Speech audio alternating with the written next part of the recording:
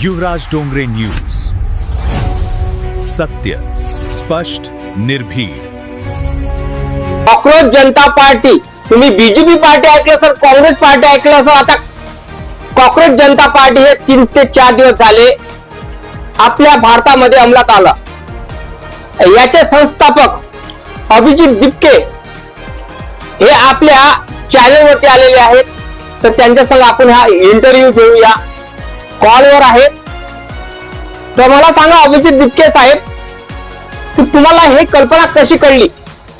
काय वाटलं तुम्हाला हे तुम्ही कॉक्रोच जनता पार्टी काढली? तर असं की मी जे आपले चीफ जस्टिस ऑफ इंडिया आहेत त्यांनी जे कमेंट केलं देशातल्या युवाबद्दल ते मी ट्विटरवर वाचलं. त्यांनी तिथं बोलले की जे लोक आजकाल सिस्टमला क्रिटिसाइज करतायत, नावं ठेवत आहेत, बोटं ठेवत आहेत, ती अशी लोकं आहेत जी खूपच आळशी आहे, ज्यांच्याकडे काही कामधंदा नाही आहे, बेरोजगार लोकं आहेत आणि ही लोकं समाजामध्ये कॉक्रोच आणि पॅरासाईटसारखी असतात. तर ते वाचून मी थोडं आश्चर्यचकित झालो. म्हटलं चीफ जस्टिस ऑफ इंडिया संविधानामध्ये जी आपल्याला फंडामेंटल राईट दिलेली आहे, फ्रीडम ऑफ स्पीच, त्याची रक्षा करण्यासाठी असतात. आणि तेच चीफ जस्टिस ऑफ इंडिया जे यूथ आहे आपल्या देशातला त्याला त्याची ओपिनियन ठेवण्यासाठी कॉक्रोच आणि पॅरासाईट म्हणतोय. त्यामुळे मी ट्विटरवर माझ्या पर्सनल हँडलवर लिहिलं, what if all cockroaches come together. जर सगळेच कॉक्रोच सोबत आले तर मग काय होईल? मग मी AI च्या मदतीने एक पोस्टर बनवलं, कॉक्रोच जनता पार्टी, आणि त्याच्या सेंटरमध्ये मी एक कॉक्रोचला ठेवलं आणि मी त्याच्यात असं एक एलिजिबिलिटी क्रायटेरिया दिला की या पक्षामध्ये तुम्हाला जर सामील व्हायचं असेल तुमच्यात हे 3-4 गुण असले पाहिजे. आणि ते 3-4 गुण तेच होते जे आपल्या इंडियाच्या चीफ जस्टिसनी. धन्यवाद अभिजित दिपके, तुम्ही आम्हाला वेळ दिला तुमच्या कामातून. तर मित्रांनो, अभिजित दिपकेंना ऐकलं असेल तर त्यांची कॉक्रोच पार्टी ही अंमलात आलेली आहे, त्याचे संस्थापक आहे.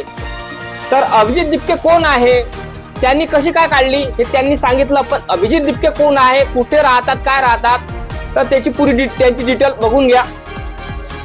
कॉक्रोच जनतेचे संस्थापक आहे अभिजित दिपके. हे राहतात संतूक पिपरी, तालुका हिंगोली, जिल्हा हिंगोली या ठिकाणी राहतात. आणि त्यांचं मूळ ठिकाण आता राहणं आहे US, म्हणजे अमेरिकेला राहतात ते.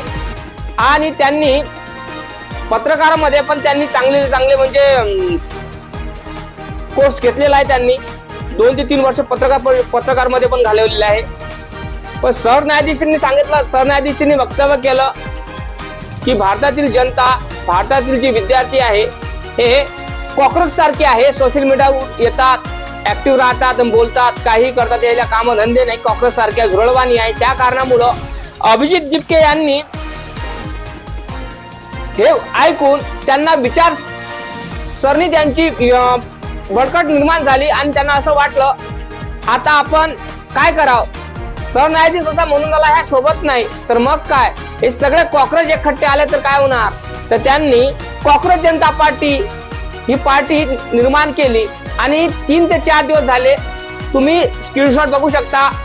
बीजेपीला 8 ते 7 मिलियन फॉलोअर आहे बीजेपीचे. आणि हे 3 दिवसात कॉक्रोच जनता पार्टी याचे किती आहे, जास्त आहे पण कमी नाही. म्हणजे 3 ते 4 दिवसामध्ये कॉक्रोच जनता पार्टी याचे इंस्टाग्रामला 7 ते 8 मिलियन फॉलोअर आहे आणि बीजेपीचे 6 ते 7 मिलियन आहे. विचार करा तुम्ही. म्हणजे ना, महाराष्ट्रात या भारतातला पुरा कॉक्रोच म्हणजे बेरोजगार मुलगा, क्रिएटर, तरुण वर्ग जे झुंज देत आहे. तर त्यासाठी ही कॉक्रोच जनता पार्टी त्यांनी निर्माण केलेली आहे. आणि ही कॉक्रोच जनता पार्टी असं आहे की सत्यता, निर्भड, प्रत्यक्ष निर्माण करणं आणि जनतेच्या प्रॉब्लेम काय हे सगळं सॉल्व्ह करणं हे कॉक्रोच जनता पार्टीचं काम आहे. आता कॉक्रोच जनता पार्टीचे अध्यक्ष अभिजित दिपके आपल्या लाईनवर होते, त्यांची आपण बातचीत केलीच. पण गोष्ट इथं संपत नाही की त्यांनी वेळाचा वेळ काढून आपल्याला दिला. अभिजित दिपके यांचा मी आभार मानतो की त्यांनी आपल्याला वेळाचा वेळ काढून दिला. तर मित्रांनो, नवीन असाल लाईक आणि चॅनलला सबस्क्राईब करायला विसरू नका.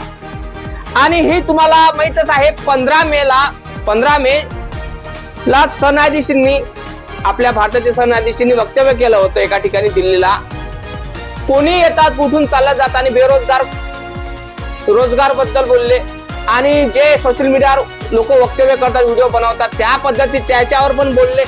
तर त्या बेरोजगारांना, तरुण वर्गांना, सोशल मीडियावर इन्फ्लुएन्सरांना, सगळ्यांना त्यांनी झुरळ म्हणून एक नाव दिलं, एक कॉक्रोच म्हणून नाव दिलं. त्या कारणामुळं आपल्या भारतातील जो तरुण वर्ग आहे, पिढी आहे, त्याला असं वाटलं काय करावं. पण एक आपल्या महाराष्ट्रातील हिंगोली जिल्ह्यातील एक व्यक्ती, तरुण वर्ग, एक मुलगा, त्याने युवकानं तो अमेरिकेत राहतो, USA मध्ये राहतो आणि तिथून त्यानं ही न्यूज बघितल्यावर त्याला कसं तरी वाटलं का आपल्या भारताचा सन्नादी असा कसा म्हणू शकतो. तर त्याने कॉक्रोच जनता पार्टी ही अंमलात आणली आणि याचं निर्माण केलं. मित्रांनो, सांगण्याचा दृष्टिकोन हाच आहे. कॉक्रोच जनता पार्टी ह्याचा लॉंग टाइम आहे की शॉर्ट टाइम आहे काही मला ठाऊक नाही.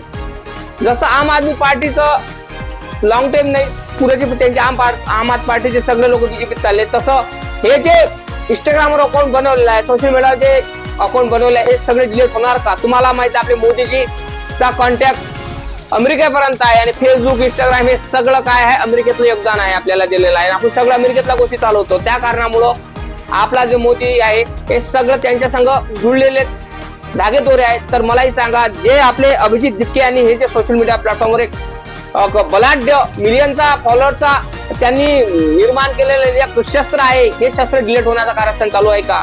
काय वाटतं?